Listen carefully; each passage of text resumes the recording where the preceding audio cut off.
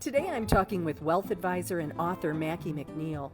For years, Mackey's helped people align their financial decisions with what matters most, proving that true wealth is about far more than money.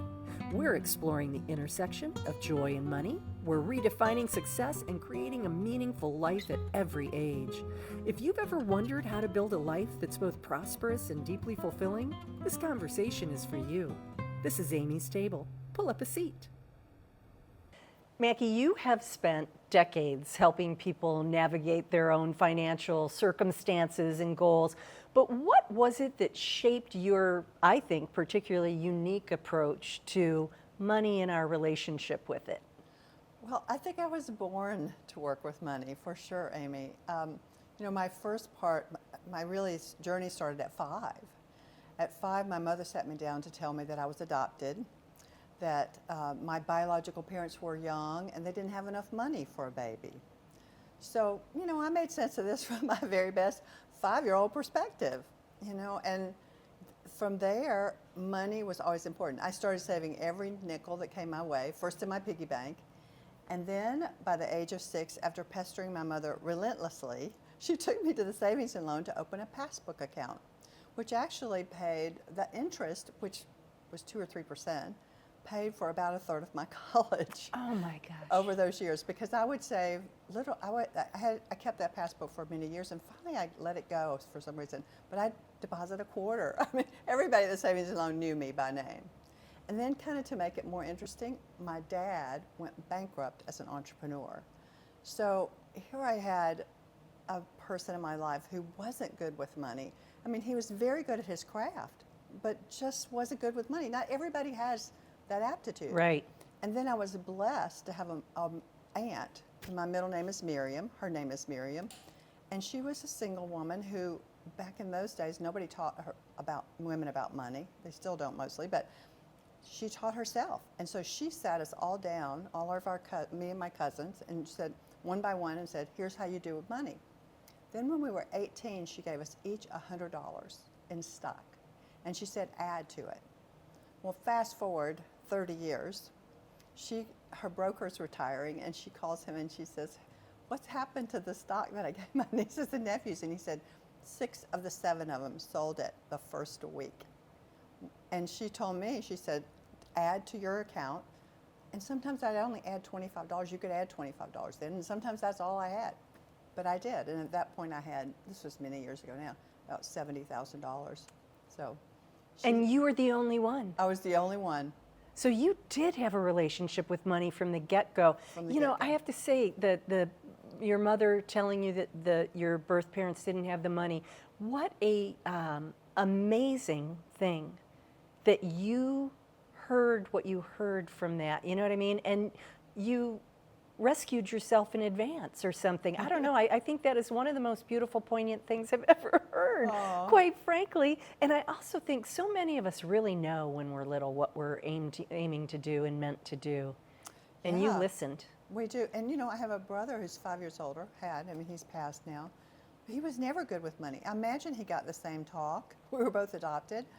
But it isn't about what happens to you. It's about what you make up about what happens to you, which is really part of the book. Right. It is amazing. Well, as I told you, I love the book, Joy, the intersection of joy and money, and I've gone through it repeatedly and just had so many aha moments from it. I love the power of books, and I love the power of what they can teach you. And to me, the whole idea that money isn't just transactional, that it's representative, you can use it to represent yourself and have a relationship with it. Tell me a little bit about that, because that's a lot of your message, right? It is. And I think that we all have a relationship with money, and we all develop it out of the mindset that what we created as we grow up. Just like I developed a mindset early on that money was safety and security. And of course, that's true, but taken to the extreme, that can be a disadvantage. And I told a story actually at the conference that, when I was in my 30s, I moved into a new house and I moved my old furniture in. And as soon as I put it down, I'm like, ooh, this looks terrible here. So I started saving for new furniture. 6 months later, I had the money. 6 months later, I still hadn't bought it. So I started dating a man, and he was over for dinner one night, and I said to him a little defensively, I have the money for new furniture, I just haven't bought it. And he said, nothing. But about a few months later, he's over again, and he says, so Mackey, if you have the money for furniture, why haven't you bought it? And that's really one of the seeds of the book, because I looked, I said, I don't know why I'm procrastinating. I kept saying I didn't have time, but let's face it, I had time for anything I wanted, including dating him. So as I looked at it and I unpacked it, I'm like, money is safety and security to me, and if I spent it even on something I deeply wanted, I had to give up that feeling of safety and security. So that's how we get hooked by our own mindset. So as we're adults, as we grow up, you can have a mindset that helps you build money, build assets, the way mine did, but is there another part? At what point do you create a little more balance? Well, we have to really go back and examine what is it that we really believe, and what beliefs are more or less hidden to us. We're just mindsets we're operating out of without consciously thinking about it in every moment. And are those creating the world we want, or are they creating something different? Well, that is another thing I am going to ponder, the whole idea of you had the money for the furniture but held on to it, and that was clearly a relationship thing, and relationship with yourself and the money. So we have to be intentional. That's the one message I hear loud and clear. So for the person that has the opposite action, they see something and have it, I buy it, I take it, and they amass things and their money dwindles. It's almost the reverse. What do you say to that person? Well, you know, it's really the same, it's the same thing that's happening there. There's just a mindset that's different. And both have traps.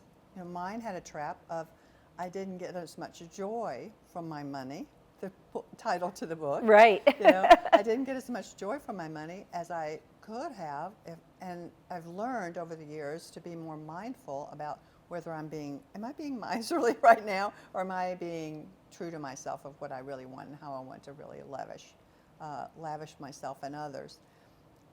But if you're spending at the point that you're not then putting yourself at risk, that's, you know, so you get what you want, and that Right. feels really good, but it doesn't feel so good when you have to worry about how you're going to pay your bills. Right. So that's a trap as well. And that's a mindset behind that if we can unwind and find the core of, it helps us make a new choice, Right.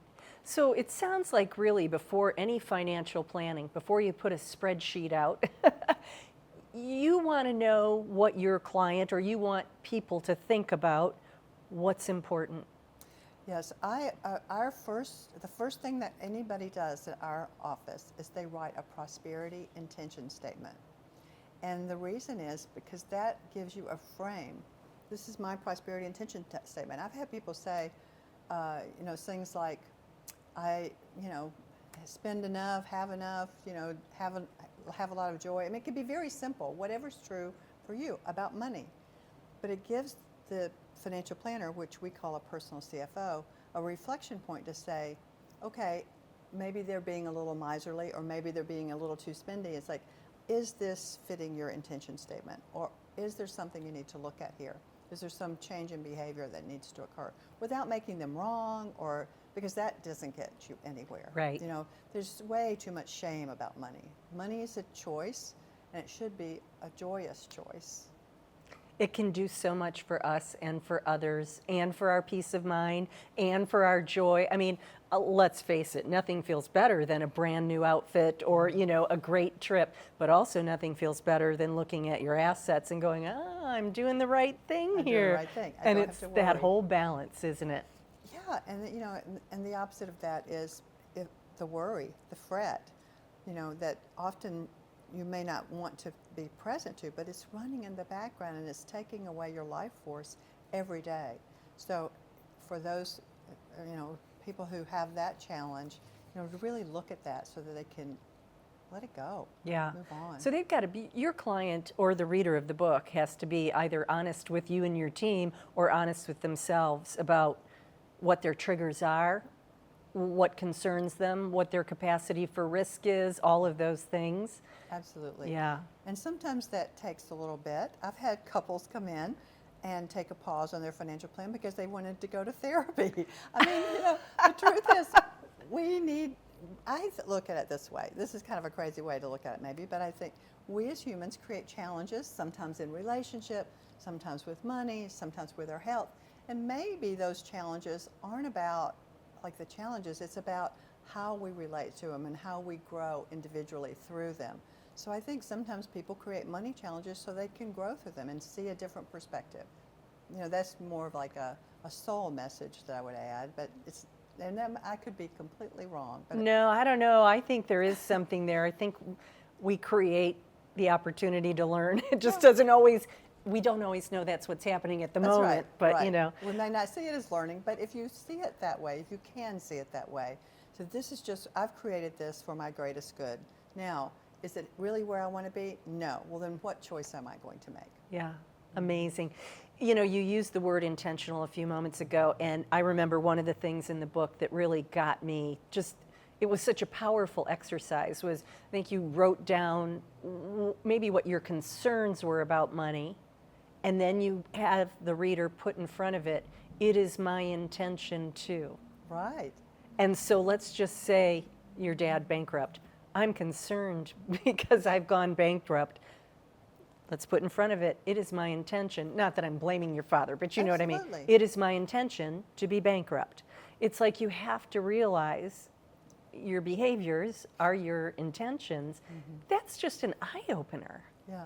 you know? And it can be hard to do, but it can be freeing. I mean, once you've said, this is my reality, it's not what I want, but I created it, I take responsibility for it, I can let myself off the hook and then make new choices. And that's really what the book is about, is how do I empower myself to make new choices so that if I'm not having the results I want with money, I can have them.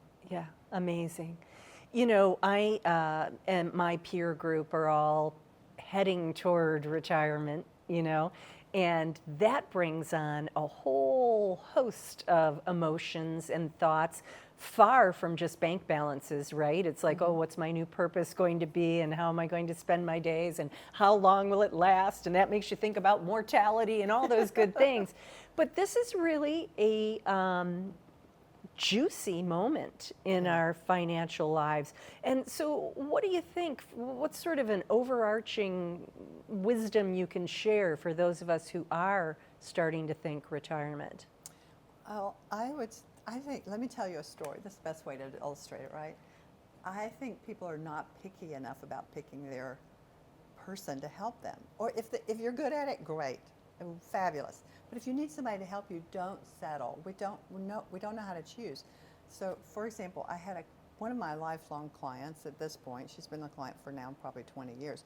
But she came to me because she was using one of the large companies in town, and she said, she had worked at Procter, then she'd built a business and sold it. So she said, I wanted to know if she'd retired early, very early.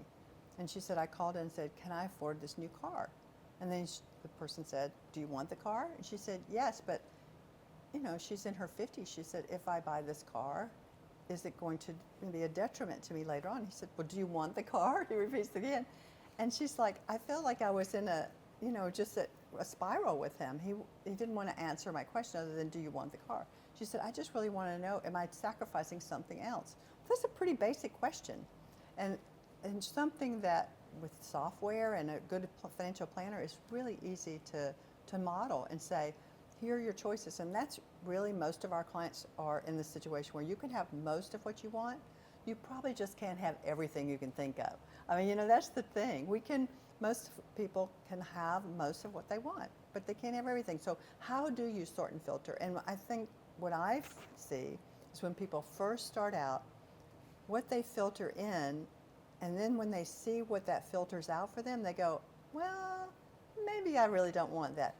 There are a lot of choices that we are not making as consciously as we could if we had the right kind of person to help us. And I said, that gives you a different kind of feeling of moving forward.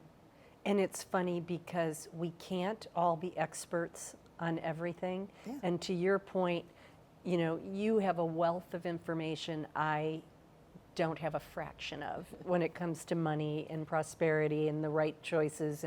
And this is no time to mess around. There's no time to mess around because there's, unlike when you're young, you could go get a different job or make this choice or that choice. Right. Now you've accumulated a pile of money, hopefully a nice pile. Right. And how you manage that is how the rest of your life's going to turn out. Do you hear from women in particular, and I do agree with you with your earlier comment that we were kind of left out of the conversation when we were younger, and maybe it is still happening now, but I feel like, and my parents were fabulous parents, but I feel like my brothers had more financial conversations with my parents maybe than I did.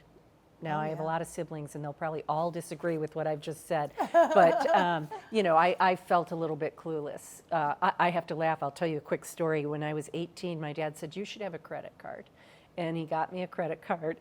And Mackie, I called my girlfriend, and I said, I have a credit card. Want to go to New York?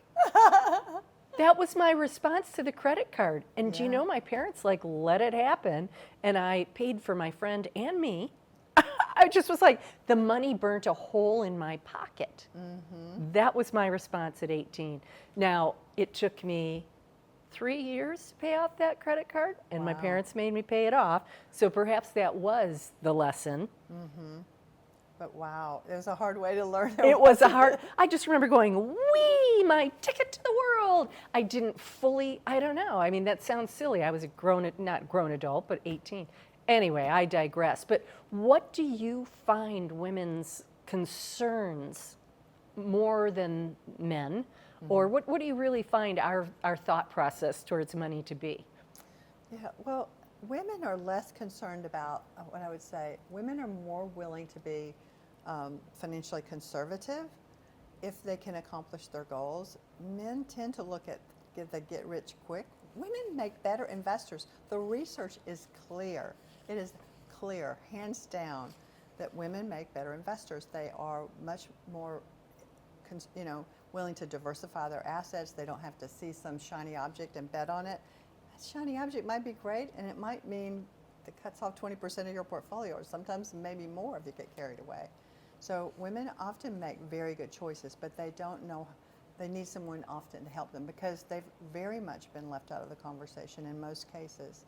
And I have talked to many people, brothers, the sisters of brothers and vice versa, and they'll say, Dad talked to my brother, didn't talk to me about money. And that's not uncommon. And, the traditional, my mother was raised in an era where once you got married, you really had no power around your money. The husband got to choose about everything. My dad sold the house that my mother absolutely loved because he got frustrated one day. We had a big, beautiful home that was built in 1908 with Corinthian columns, and they remodeled it. Spent most of their life remodeled it. He got frustrated and sold it one night, just on his own to a neighbor. Didn't tell her till the next day. I mean, it was in his name. He didn't have to tell her. Wow. Yeah. So he says, "Oh, we're moving." Wow. Yeah. So how can women become more empowered and make sure no one, however well-intended, sells their house out from underneath them? Yeah. Well, the good news is Ruth Bader Ginsburg made that a little different when she decided to take on that cause with the ACLU. So we have more power today for sure, and we have more rights than ever. But I think so many women still bow and say, "My husband's taking care of that." Right. Show up at the meeting. Don't And I have to say, I have couples who come to them. Let me go back to another story. When I'm often with my financial planning compadres, other CPAs generally who are also doing financial planning, they'll say to me, "How do you get the wife to come to the meeting?" And I'm like, "She's your client. Why did you have a meeting without her in the first place?" The very first meeting, the couple is in the room. Now, sometimes the wife will decide she doesn't always want to come to, but we are always encouraging her to come, understand. She's probably going to outlive him.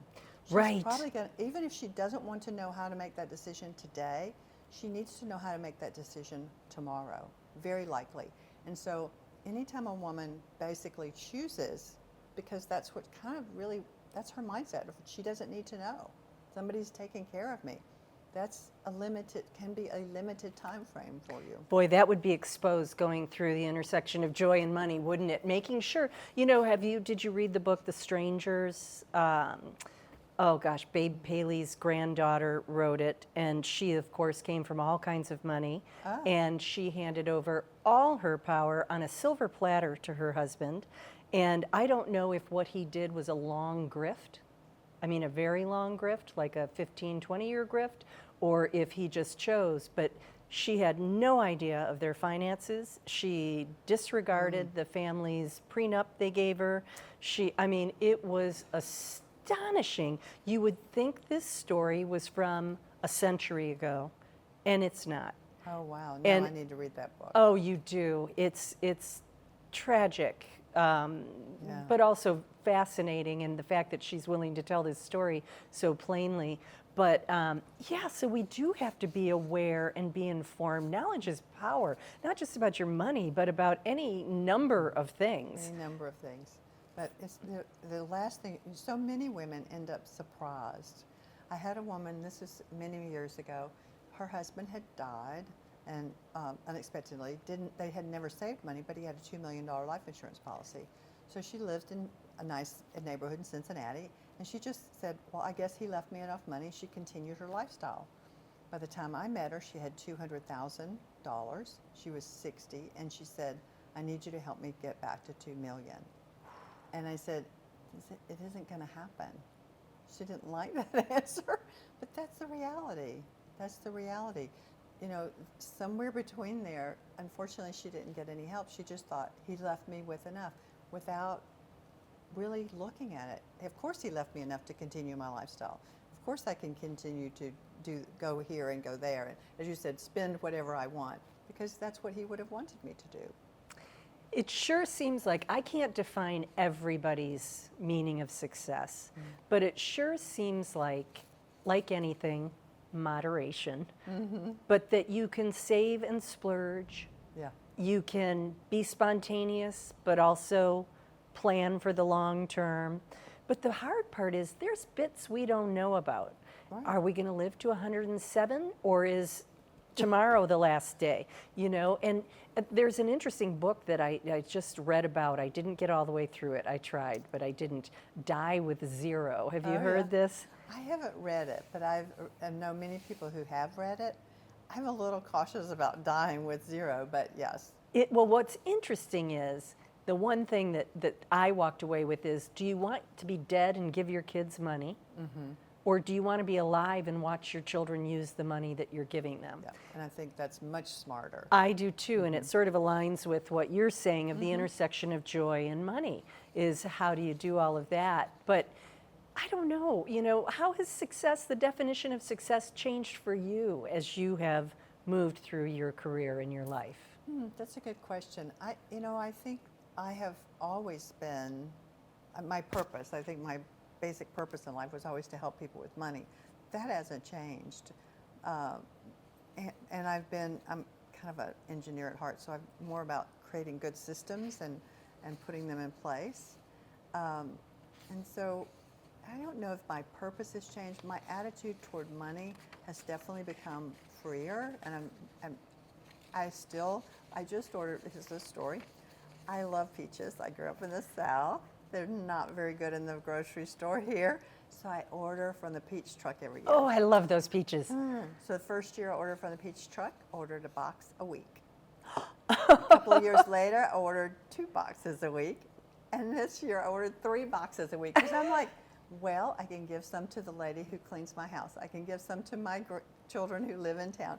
My grandchildren like to, so I imagined all the joy I'm going to get giving these extra peaches away. And by the way, I'll have a little more in the freezer for the winter.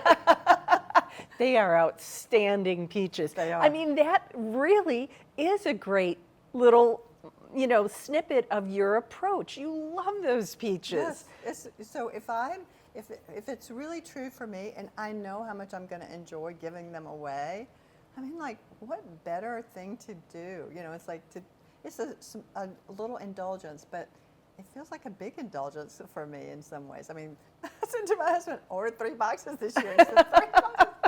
Okay. If there's anything I can see ordering 3 boxes of, it's those peaches, and especially the fact that you're sharing them. That's even more beautiful, I think. Well, you know, I sort of touched on retirement, and I'm going to touch right back on it. If you think about women approaching retirement, if you could just sort of throw out a 10,000 foot, here are a few things to think about and look out for, what might you suggest?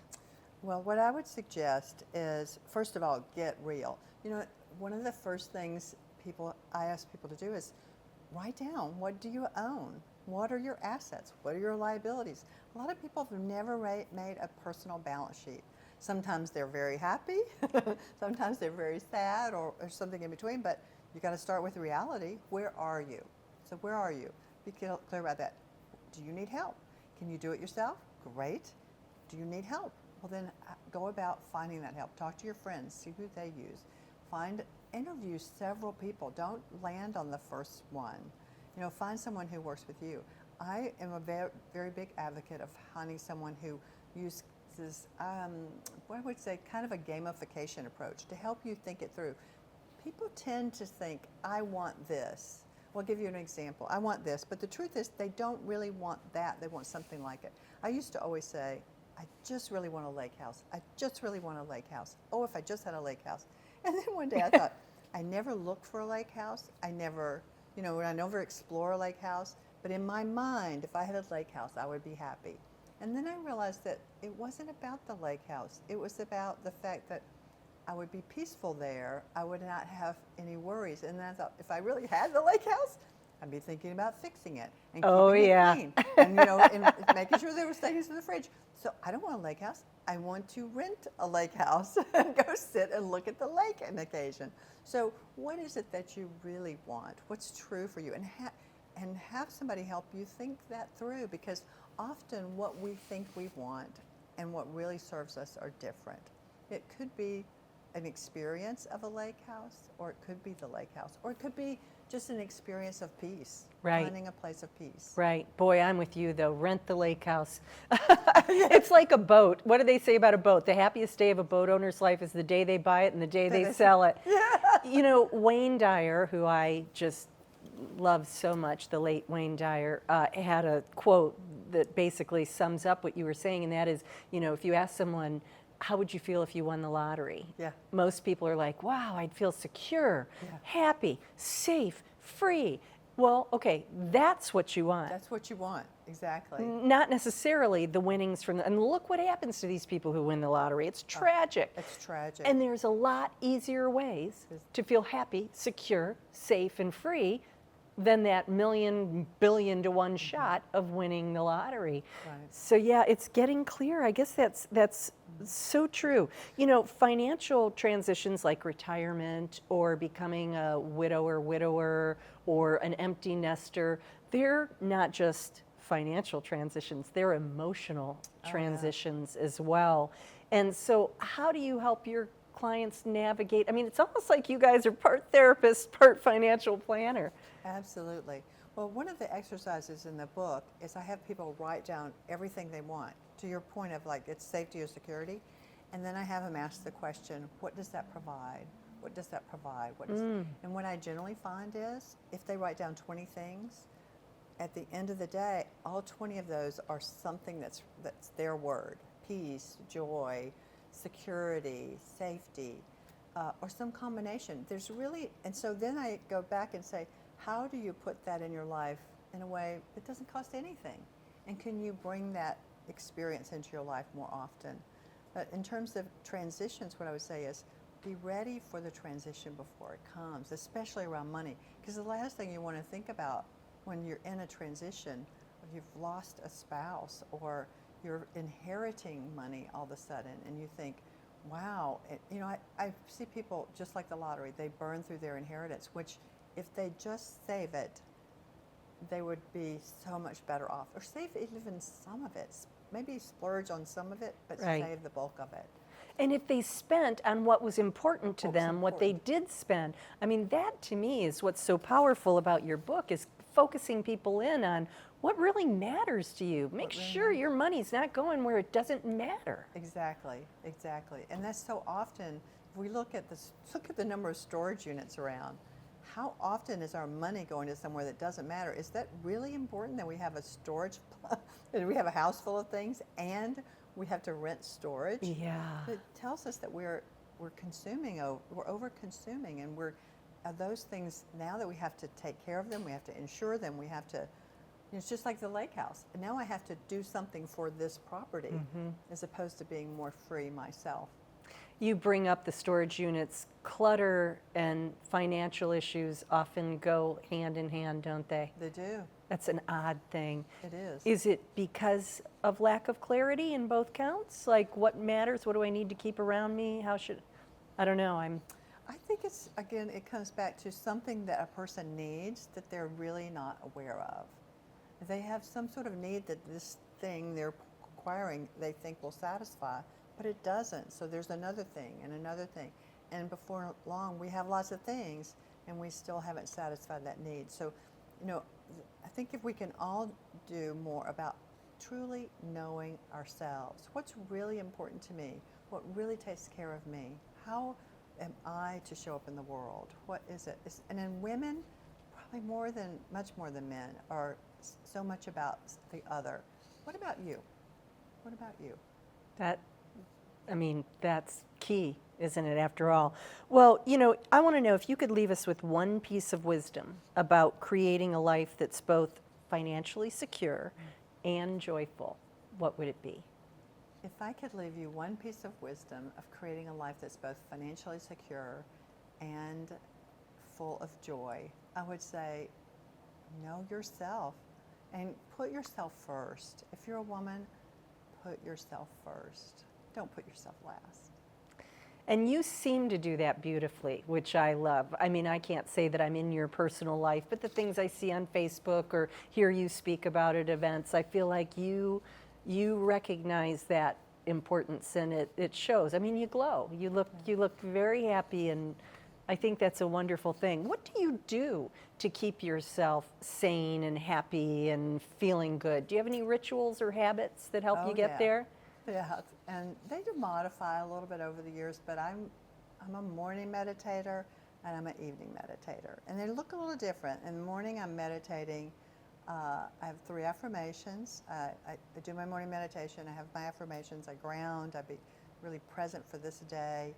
In the evening, it's more letting go of things. I don't want to take anything to sleep with me. I don't want to wake up in the middle of the night and think about this thing that didn't get done or that thing that didn't get done. So how do I put myself in a space of peace? And am I truly present just right here, right now? So many times we leave pieces of ourselves everywhere. So maybe I'm still thinking about the meeting I had at 3 o'clock with somebody and they were having a bad day, and I'm sort of thinking, I can just let that go, be here right now with me in this bed so I can sleep well. That's beautiful. There's I think she's an author, C. Joy Bell. Mm-hmm. She has a quote that I love that I have saved that is, I tie no weights to my ankles. Yes.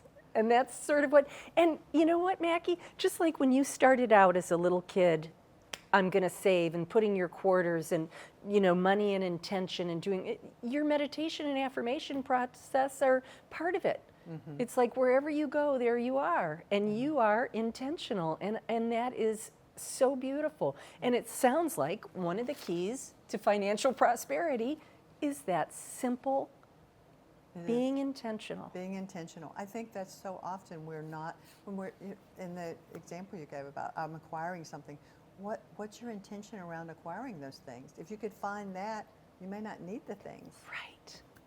You know, Right. We can get to that core and really hold that mirror up for ourselves and say, this is my intention around money. We might make different choices. Well, finish this sentence for me. Okay. The older I get, the more I realize. The older I get, the more I realize that I have to take care of myself first. And I have to love myself and appreciate myself. And it's okay to just really toot my own horn.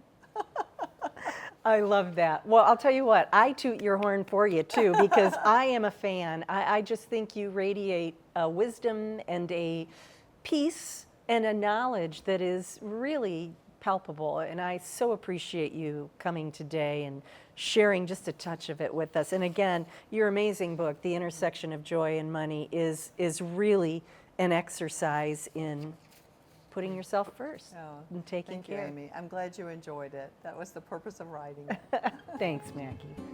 Thanks for joining us today, and thanks to our sponsors too, Wow Window Boxes, High Street, and Jenny Simon Face. Please subscribe to Amy's Table and share this conversation with a friend. Follow along for more inspiration, gatherings, and everyday ideas from our community. Until next time, keep looking for the good, keep making room for connection, and remember, there's always a seat for you at Amy's Table.